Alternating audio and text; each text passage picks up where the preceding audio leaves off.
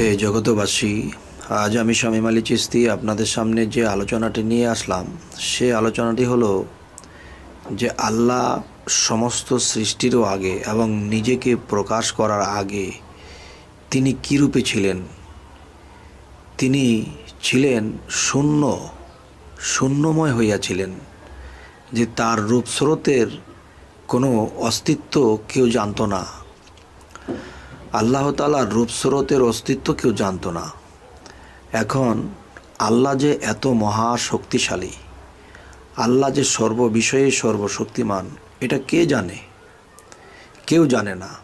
তাহলে আল্লাহ যে এত শক্তিধর, তাহলে এই শক্তির প্রশংসা কে করবে?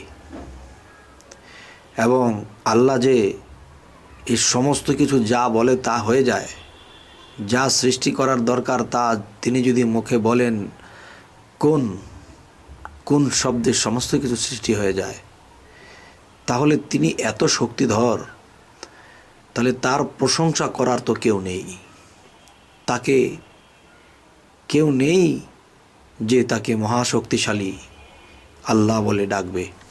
তখন দেখা যায় একা একা আল্লাহর তো কোনো কিছুই ভালো লাগে না, একা একা কিছুই ভালো লাগে না আল্লাহর। তখন আল্লাহ কি করলেন? হাজার হাজার বৎসর ধ্যানের দেশে ডুবে গেলেন। ধ্যান করতে করতে করতে করতে করতে করতে বহু হাজার হাজার বৎসর পরে এই আল্লাহ থেকে একটি নূর আলাদা হইল। সেই নূরটি যখন আলাদা হইল, সেই নূরটি কথা বলে, তার রূপস্রোত আছে, তাকে দেখতে পাওয়া যাচ্ছে। তখন আল্লাহ বলতেছে, হে নূর, তুমি কে? নূর বলতেছে যে আমি আমার, তুমি তোমার। হে নূর, তুমি কার? নূর বলতেছে আমি আমার, তুমি তোমার। তো এখন বিষয়টি হলো, এই আলোচনায় যাব না, যেহেতু এই আলোচনাটি এক সময় করা হয়েছে। তো এখনকার যে বিষয়টি বোঝাতে চাচ্ছি, যে আল্লাহ একাই একেশ্বরে ছিলেন, তিনির কিছুই ভালো লাগে না। একা একা কত আর ভালো লাগে? আচ্ছা, তখন আল্লাহ মহামদী নূর সৃষ্টি করিলেন এবং সেই মহামদী নূর থেকে সারা জাহান সৃষ্টি করিলেন।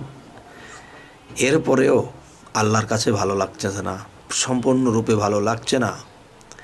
কি যেন একটা অভাব, কি যেন দরকার। তখন তিনি কি করলেন? তখন তিনি দুনিয়া সৃষ্টি করার পরে তখন স্বরূপে, আল্লাহর যে স্বরূপ আছে, আল্লাহর স্বরূপে আল্লাহ ছিলেন, কিন্তু আল্লাহর স্বরূপটা আদমকে দিয়ে প্রকাশ করলেন। তখন মা হাওয়া এবং আদমের মধ্যেও আল্লাহ আছে, হাওয়ার মধ্যেও আল্লাহ আছে। তাহলে আল্লাহ নারীর মধ্যে গিয়ে নারী রূপে আছেন এবং আদমের মধ্যে গিয়ে পুরুষ রূপে আছেন। তবে দুটি রূপই আল্লাহ তাআলার। তবে এখন যে কথাটি বলতে চাচ্ছি, যে আদম হাওয়া, কিন্তু দেখা গেছে দুইজনের ভিতরে আল্লাহ বিলীন হয়ে আছে। আর দুইজন যখন প্রেমে মত্ত হয় বা ভালো কিছু করে, তখন আল্লাহ শান্ত হয় এবং সেই আদমের মধ্যে আল্লাহ থেকে তখন দেখা যায় যে হাওয়ার সাথে প্রেমের খেলা হোক বা দুনিয়ার সমস্ত কিছু, যেমন আমরা বর্তমানে সংসার জীবনে আছি, একজন স্বামী স্ত্রী ঘরের কর্তা, বড় কর্তা স্বামী আর ছোট কর্তা হলো স্ত্রী। তাহলে দেখা গেছে যে এই জগৎটা এরকমভাবে চলছে। এখন দেখা যায় একটা পুরুষ যদি যৌবনপ্রাপ্ত হয়, তখন দেখা যায় যে এই পুরুষ লোকটি ছটফট করে, কোথায় গেলে কি করা যায়, কাকে জানে তার দরকার, কাকে কিছু দরকার। তো এরকম করতে করতে যখন এক সময় বিবাহ শাদী করার পরে সংসার আদি হয়, তখন দেখা যায় সে শান্ত হয়। এর আগে কিন্তু অশান্ত ছিল। এই মেয়ের সাথে সম্পর্ক রাখতে চায়, ওই মেয়ের সাথে সম্পর্ক রাখতে চায়, মেয়ে মানুষের সাথে খেলামেলা করতে চায়, একটা সময় যখন এটা বাবা মা যখন বিবাহ করেই দিল, তখন দেখা যায় যে ওই ছটফটানিটা চলে গেছে। যাই হোক, আজকের যে আলোচনাটি, যে আল্লাহ যখন একাই একেশ্বরে ছিলেন, তখন আল্লাহর ভিতরে একটা ছটফট, যে আমি এত শক্তিধর, আমাকে কে জপবে, আমার প্রশংসা কে করবে। তখনই আল্লাহ সমস্ত বিশ্বজগৎ সৃষ্টি করিলেন। তখন আল্লাহর মূলত প্রেমের খেলা কার সাথে করেছে? হযরত মুহাম্মদ সাল্লাল্লাহু আলাইহি ওয়াসাল্লাম।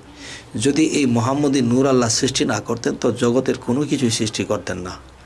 আর সর্বপ্রথমই সৃষ্টির শুরুতেই মুহাম্মদী নূর দিয়ে আল্লাহ সৃষ্টি শুরু করলেন। আর আদম হাওয়ার যে বিষয়টা, এটা কিন্তু অনেক পরে।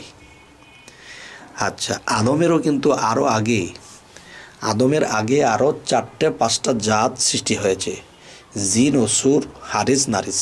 দেখা গেছে এরা হানাহানি, মারামারি, কাটাকাটি করে, বা এদের মধ্যে বিশৃঙ্খলা দেখা যায়। তখন ওই জাতিদেরকে ধ্বংস করার পরে তখন কি হয়েছে, যে আবার আল্লাহ তাআলা কী করলেন, যে আদম হাওয়াকে সৃষ্টি করলেন। তাহলে আদমের মধ্যে আল্লাহ বিলীন এবং হাওয়ার মধ্যে আল্লাহ বিলীন। এবং দেখা গেছে একটা জিনিস, যে চাবি মারিয়া দিশে সারিয়া, ঘুরতে আসে জনম ভরিয়া। এখন আল্লাহ মানুষের মধ্যে যদিও থাকে, কেউ প্রকাশ করে দেখা সাক্ষাৎ ঘটিয়েছে, আবার কেউ প্রকাশ ঘটাইতে পারেনি। তাহলে যে আল্লাহ মূলত এই সমস্ত বিশ্বজগৎ কেন সৃষ্টি করেছেন? মূল একটাই কারণ, শুধু প্রেমেরই কারণ। আল্লাহ শুধু এই বিশ্বজগৎ সৃষ্টি করেছে প্রেমেরই কারণে। তো এখন দেখা যায় যে আমরা আল্লাহর কাছে এটা সেটা চাই, আসলে এটা ঠিক না। তো আল্লাহর কাছে যখন আল্লাহকেই চাবো, চোখের পানি ফেলবো, তখন আল্লাহ বলবে, দেখো আমি তাকে কষ্টে রেখেছি, আমি কত কত ঝামেলার মধ্যে তাকে রেখেছি, তারপরও সে আমাকে ডাকে, আমাকে ভালোবাসে। তখন আল্লাহও তার প্রতি ভালোবাসা আল্লাহর জেগে যায়। তখন কি হয়, একদিন আল্লাহর বন্ধু হয়ে যেতে পারে।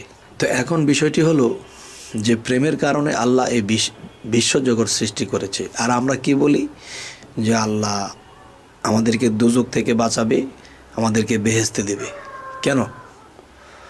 আমি যদি আল্লাহকে পেয়ে যাই, তাহলে আমার বেহেশত দোজখের কোনো প্রয়োজনই হয় না। তো আল্লাহর চেয়ে বড় শান্তিময় কিছুই হয় না। তবে যে আমরা যদি আল্লাহকে একবার পেয়ে যাই, তখন কি হবে? তখন আল্লাহ যে এই সমস্ত বিশ্বজগৎ সৃষ্টি করেছেন, আল্লাহর সার্থকতা হয়েছে। যে হ্যাঁ, আমি পৃথিবী সৃষ্টি করেছি প্রেমেরই কারণে, আদম হাওয়াকে সৃষ্টি করেছি আমি প্রেমেরই কারণে।